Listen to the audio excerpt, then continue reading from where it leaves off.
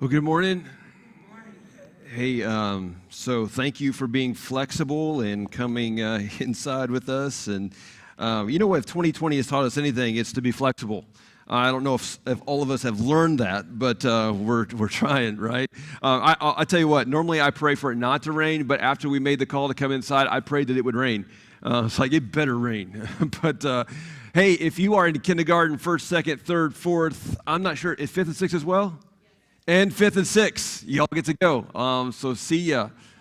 Have a good time. Your small group leaders are right in the back. And to the rest of you, if you have a Bible, go to Philippians chapter 1. Philippians chapter 1.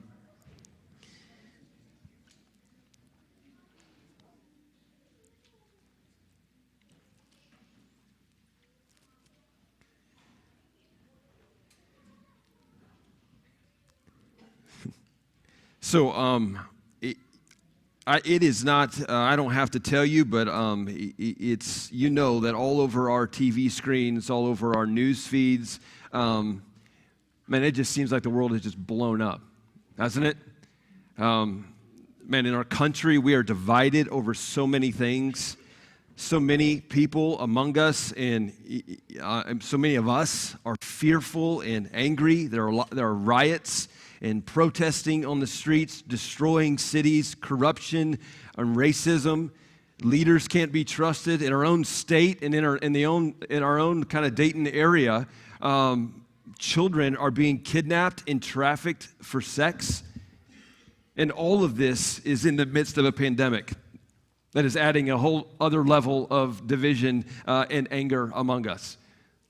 And along the way, the news that we don't hear, the news that is not popping up on our social media, and the news that is not popping up on our on Fox News, CNN, whatever your flavor is, what we don't see is the rising persecution of our brothers and sisters all over the world, particularly in places like Mozambique and Niger and Somalia, where Christians, even right now, today, are being beheaded, having their children are being killed, where children's organs are being trafficked. In places like Singapore, where a law was just put into place where a simple sound or gesture can have a Christian put in prison. You know, people are going, man, this world is crazy. But here's what I would say to that. The world has been crazy. The world, this is not anything new. It has been broken. The only thing that is different is that we have things like Apple or iPhones or whatever it is that you have, and this is our, and we have everything that we want. All the news is at our fingertips at any time of the day, at any moment. And we're just becoming, it's not that the brokenness is just, and the craziness is getting more and more, we're just becoming more and more aware of it because of the access that we have to the news. We're just more aware of the craziness and brokenness than we've ever had before. And where does that come from? What is at the root of all of this craziness, all of this brokenness, all of this wickedness that is around us? The Bible says it comes actually from our hearts. In Jeremiah 17, it says, the heart is deceitful above all things and desperately sick. Who can understand it? Paul says it maybe a little bit more in a way that we could understand. He says, for I don't understand my own actions, for I do not do what I want, but I do the very thing that I hate. Now, if I do what I do not want, I agree with the law, and that it is good. So now it is no longer I who do it, but that sin is dwelling within me. For I know that nothing good dwells within me, that is in my flesh. For I have the desire to do what is right, but not the ability to carry it out. For I do not do the good that I want, but the evil that I do not want is what I keep on doing. Now, if I do what I do not want, it is no longer I who do it, but sin that dwells within me. We just heard Stephanie just read Paul say, I am sure that God who began a good work in you will be faithful to complete it to the end. And here Paul's going, I don't understand why I do what I do. I do what I don't want to do, and I don't do what I want to do. I don't get it. I don't understand it. But he says, but here's one thing that I do know. I do know that whatever that is going on here, it is happening from inside. It is happening in here, that something is not right in here. And later on, Paul says, and I know that whatever God started in here, he's going to be faithful to complete it to the very end. Paul says that I am sure that God, who began a good work in you, will bring it to completion. That God, as we began talking about last week, God goes to work on the inside. That when God works, he works on the inside. He considers your inside more important, more significant than your outside. God thinks inside out. You and I tend to think outside in. But when God thinks about you, he's not primarily thinking about what he sees on the outside. He's thinking about your inside. He's thinking about what's going on the inside. That Christianity is primarily an inside job. It is God working from the inside out. The problem is that church people have a tendency to not believe that. This is why there are people who wouldn't dare step into a place like this. Who would not dare step into this church because they are afraid of us. They're afraid of church people. But Christianity is an inside job. But since we can't change the inside, here's what we do, what church people do. We settle for a cheap imitation of, well, this is how you should act on the outside. And as long as you act like this on the outside, then you can fit in. But the truth is, we can manage the way we act on the outside until the cows come home and never have a heart that loves God. And here's what's terrifying about that. We can go without a heart that loves God and yet fit right in with all the church people. Why? Because we got game on the outside. Man, we know how to make this thing work on the outside. We know how to behave in such a way. We know how to say the right words, to use the right language. We know what to do on the outside so we fit right in with all the church folk. But yet, we can do all the right things on the outside and never, ever have a heart that longs and loves the Lord. Listen, if you're into pornography, there is a reason why you cannot break free from it. And it's not simply because you really like sex. Listen, God wired us to really like sex. But underneath that desire is lust, and lust is a symptom of a heart that has been corrupted. Men, there is a heart-based reason why you are a miserable husband and father. Ladies, there is a heart-based reason why you feel the need to tear other women down by pointing out their faults and failures. And if all you're doing is trying to manage the way that you behave on the outside, then you will always, always, always be fighting the same sin, because sin doesn't come from the outside, it comes from the inside. There's a pastor that I quote quite often. I've just found him to be just have a lot of wisdom in the gospel and how the gospel and taking the gospel to our culture. His name's Tim Keller. He pastored a church in Manhattan, and he tells about a guy he went to college with who was notorious in his sexual promiscuity. And for this guy, it wasn't just about lust. It was about notches on his bedpost. It was about proving that he was a man. It was about gaining a sense of control over women, Keller said. Well, Keller said in his junior year, this guy got involved in a campus ministry and said that he got saved, that God saved him. That he became quickly on fire for Jesus. And yet Keller says something was not right about this guy. Something was still off. Nobody wanted to be around him.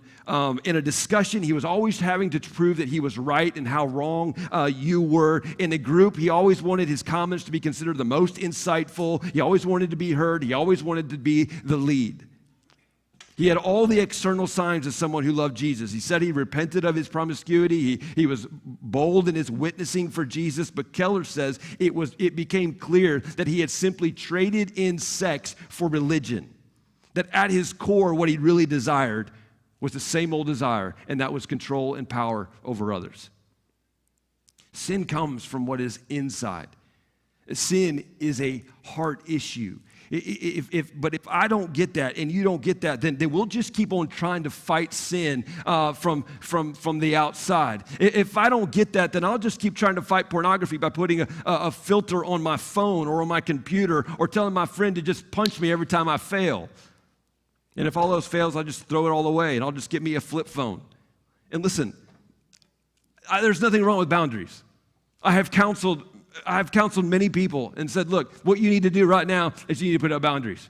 In this moment, right now, you need to put up boundaries. There's nothing wrong with that. Listen, if you're an alcoholic, you don't kill alcoholism by taking the alcohol out of the kitchen. But if you are an alcoholic, you should take the alcohol out of the kitchen. But if you don't kill sin at its root, then it will continue to grow. That's because sin comes from the inside. Christianity is an inside job. FBCNL is an inside job. We're not about behavior management and forcing everybody to look and act the same. We're about allowing the gospel to penetrate our hearts, changing our desires and changing our passions, conforming us to look more and more like Jesus Christ. So we don't get all hung up on the outside. Why? Because God is doing his work on the inside. I am sure, Paul says, that he who began a good work in you will bring it to completion at the day of Jesus Christ. I want to look at 3 observations really quick from this passage and then close with the story that hopefully will bring it all together. The first is this.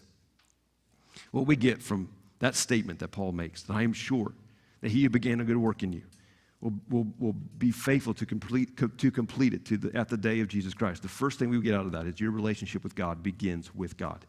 Your relationship with God begins with God. That God is the one who initiates a relationship with him. I've heard people say, in fact, just this last week, I heard somebody say this, and listen, I've said it myself.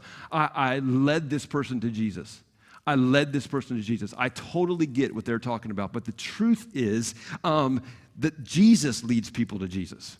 That Jesus is the one who does the work. This is all about God. It's all for God. From the beginning of creation, it's all been about God and for God. This is what we were talking about a few weeks ago. That what's the point? Like, what is God doing? What is God's main agenda? It's himself. It's his glory.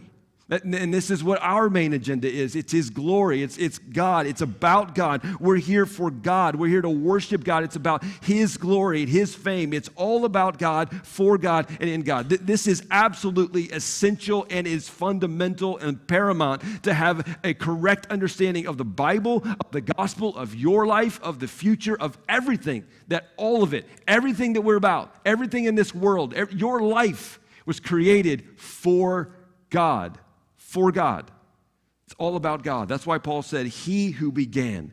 But God is the one who does this. It is God who is doing this. It doesn't start with you. It starts with God. We're not here trying to convince anybody of our brilliant philosophy or a worldview. We're simply here telling the story of a God who became flesh and died and on the cross and rose again for sinful people. That's all God. That's what we're doing. It's all about him. God is the one who draws you. God is the one who opens your eyes to understand the gospel and your need for a Savior. God is the one who even gives you the faith to believe. And God does the saving. God does it all. God gets all the credit. Your relationship with God begins with God. And notice where he starts. Now again, church people don't like this, but this is where he starts. God starts on the inside. God starts on the inside. We like the idea that maybe he would start on the outside. Man, he could start cleaning me up on the outside. Especially, I'd like for him to clean up some other people on the outside. But God starts on the inside. He starts at the place that you and I cannot get to. And we can all try all we want to get people to conform to a certain way of behaving on the outside, but God knows, and he begins to work on the inside. And what God does on the inside will, over time, begin to become evident in the way we behave on the outside. But it begins on the inside. Psalm 127 says, unless the Lord builds the house, those who build it labor in vain. Unless the Lord watches over the city, the watchman stays awake in vain. What is the house he's talking about? What's the city he's talking about here? He's talking about, Solomon is using it as a metaphor for you and me, what's inside of us. Unless the Lord is doing something, unless the Lord is building the house, unless the Lord is working in you, then whatever you're doing is just in vain. He goes on and says, it's in vain that you rise up early and go late to rest, eating the bread of anxious toil, for he gives to his beloved sleep.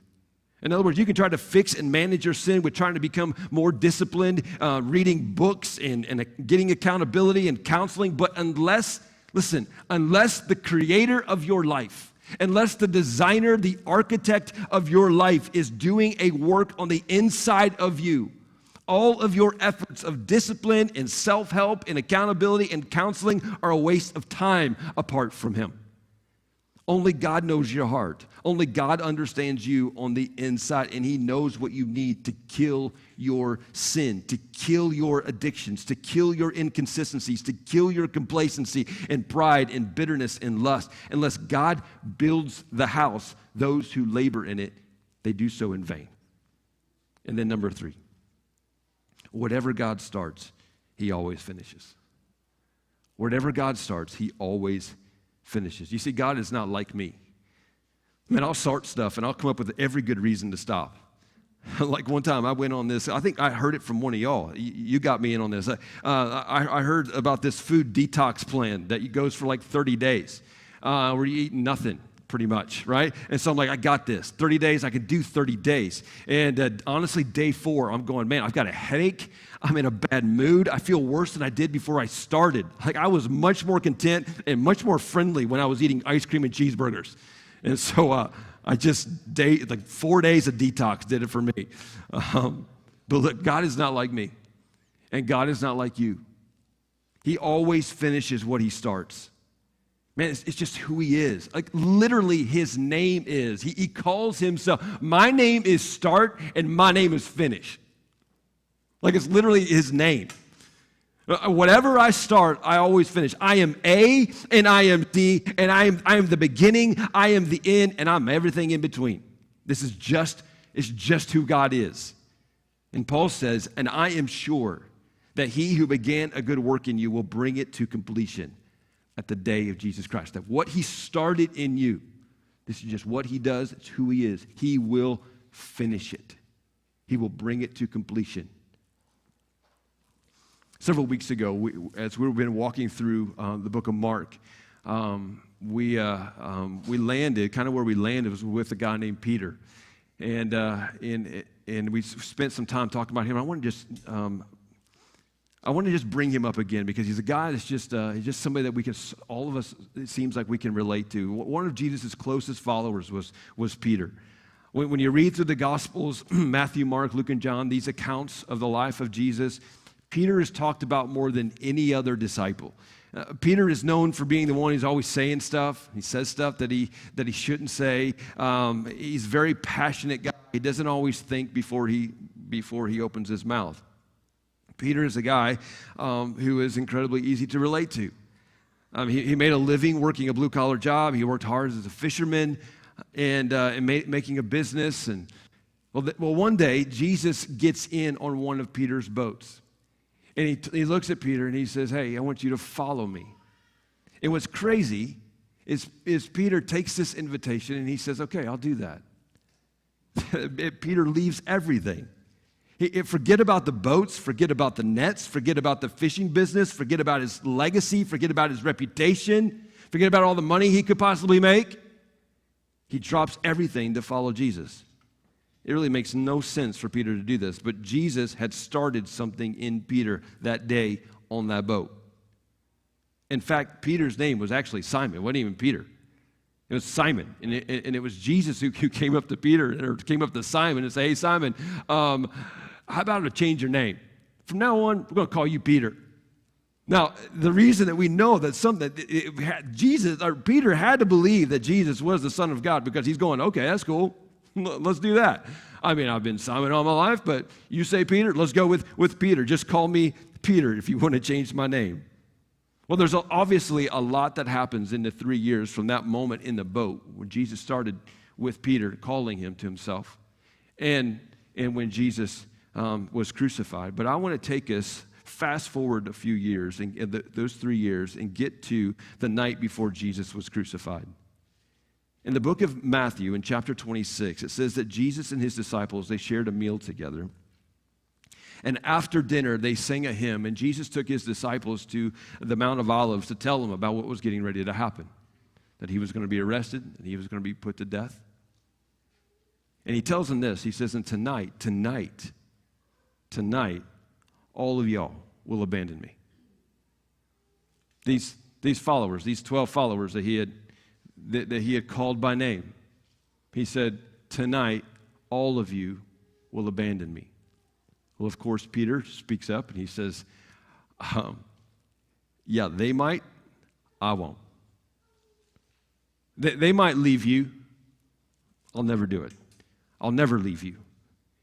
And Jesus looks at Peter and says, actually, Peter, before the night is over, you're going to deny you even know me. You're not just going to run away. You're going to deny you ever even know me. And Peter says, that will never happen. I'll never happen. Even if I have to die with you, I'll never leave you. I will never deny you. In the same chapter, Peter goes and he stands by a fire, and there's this little girl there that's asking Peter, and I don't know if she's trying to drum up conversation or she just recognized Peter or what it is, but she looks at Peter and says, Peter, aren't you one of the guys that was hanging around Jesus? Don't you know Jesus? And Peter says, I have no idea what you're talking about. Think about that. Just a few hours ago, not weeks ago, not even days, a few hours ago, Peter's going, Jesus, I'll never leave you. Even if I got to die, I will never leave you. I'll never deny you. And now, a few hours later, he's going, in fact, 3 times he says, I don't know the man. I don't know the man. Think about what had to be happening in Peter's heart, in Peter's life that day, in that moment. As he hears himself deny, abandon the very one that he had given up his life to follow, the one who had changed everything for Peter. And all of a sudden, in a moment, he hears himself going, I don't know the man. I don't know who you're talking about. I don't know. I'm not one of his. In fact, at one point, the Bible says that Peter cursed when he said, oh no, I don't know. And it says that Peter went out and he wept bitterly. Have you ever had this experience where something came out of you and it made you question who you really were? Have you ever had the experience where something you said or something you've done comes out and all of a sudden in a moment you realize, wait a second, who am I? You say you do something in the moment and you think, well, man, where did that come from? What is wrong with me? What is going on with me? Is that who I really am? And if you're a Christ follower, maybe you think, how could that come out of someone who says that they love and follow Jesus? Maybe I'm not a Christ follower after all. Maybe I've just been playing the religion game the whole time. Maybe this never was real. You ever think that? Man, I think that sometimes. When I look into my heart and I see the selfishness overshadowing any sense of generosity, when pride and jealousy invade my thoughts, I think, man, how can anybody who's a true follower of Jesus be as messed up as I am? And for how many people they abandon the church because they're going, there's no way that God did a work in me. There's no way that God changed me if that's what just came out of me. So I'm out. And it was good for a while, had some good things happen, some good moments, but obviously I'm just the same old person as I've always been, I'll always be, so I'm done. That had to be what Peter was thinking. Peter went out and he wept bitterly. And later on, Peter says, I'm just going to go fishing. I'm just going to go fishing. After Jesus rose from the dead, he appeared to his disciples 3 times. And the 3rd time, Peter is out fishing. Jesus sees him out on the boat fishing, and he calls out to him. Peter recognizes who it is. He knows it's Jesus. He jumps in the water. He swims to the beach, a net full of fish, eager Peter. And Jesus makes the disciples breakfast, and there seems to be this awkward moment, this awkward silence while they're eating there with Jesus. Nobody really knows what to say. Everybody knows what they've done. Everybody knows what Peter did. And so it's just kind of this awkward silence there on the beach. Jesus makes them breakfast, and they're just kind of standing there in silence. And then Jesus breaks the silence, and he wants to have a conversation with Peter. And John writes this for us in his gospel, John chapter 21. It says, when they had finished breakfast, Jesus said to Simon Peter, Simon, son of John, do you love me more than these? It's like, wait a second, I thought his name was Peter. I thought you changed his name to Peter. What's Jesus doing calling him Simon? Well, perhaps, I don't know, perhaps Jesus is pointing out that he remembers who Peter was. A human being, Simon, whose dad, his name is John. Yeah, I know who you are. I know who you are. You're human. I know who you are. He says, Simon, son of John, do you love me more than these? More than what? Well, more than these fish, more than these nets, more than these boats, more than this business, more than this reputation, more than your legacy. Do you love me more than these? And he said to him, yes, Lord, you know that I love you. He said to him, then feed my lambs. He said to him a second time, Simon, son of John, do you love me? He said to him, yes, Lord, you know that I love you. He said to him, then tend my sheep.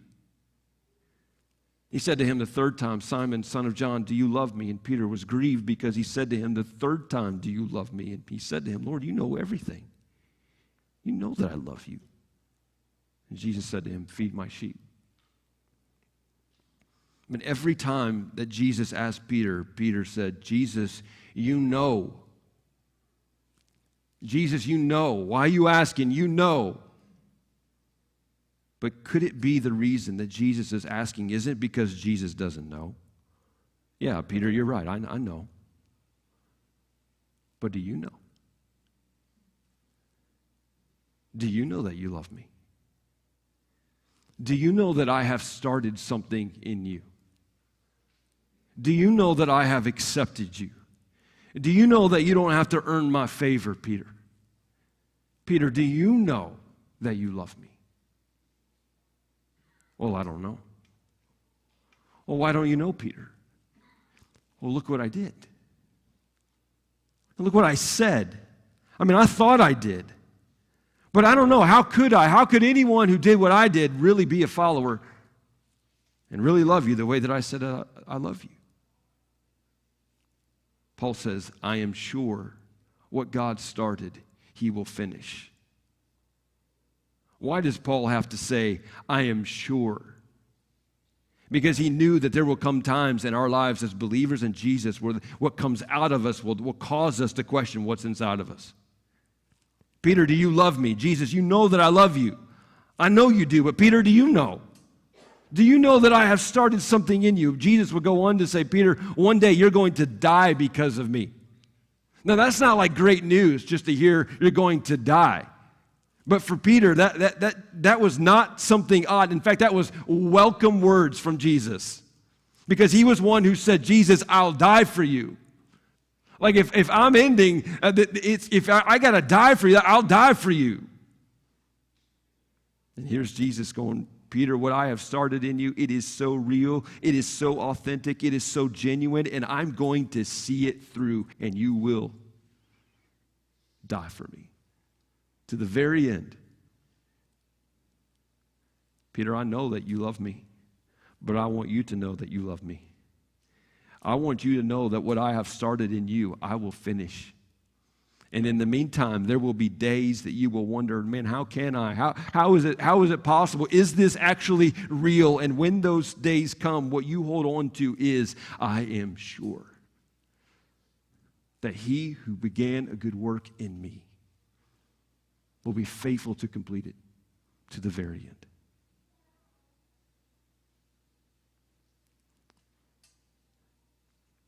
God is the one who started this, and he is the one who will complete it. I want you to hear the words of Peter toward the end of his life.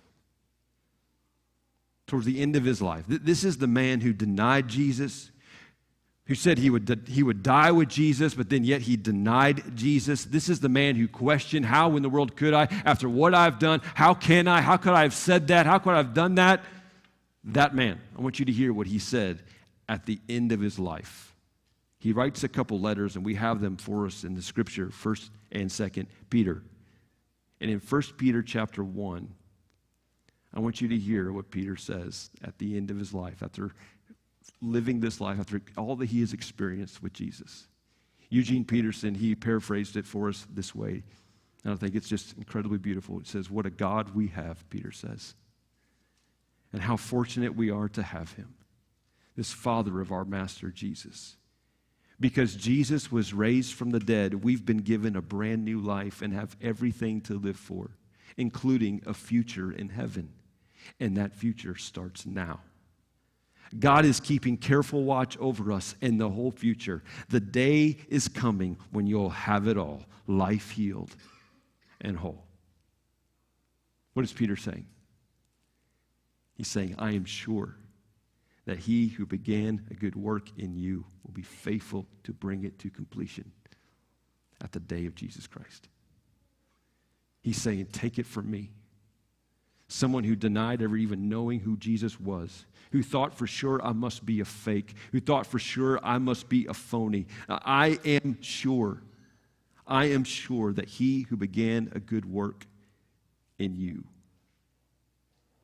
will be faithful to complete it to the very end. Let's pray together.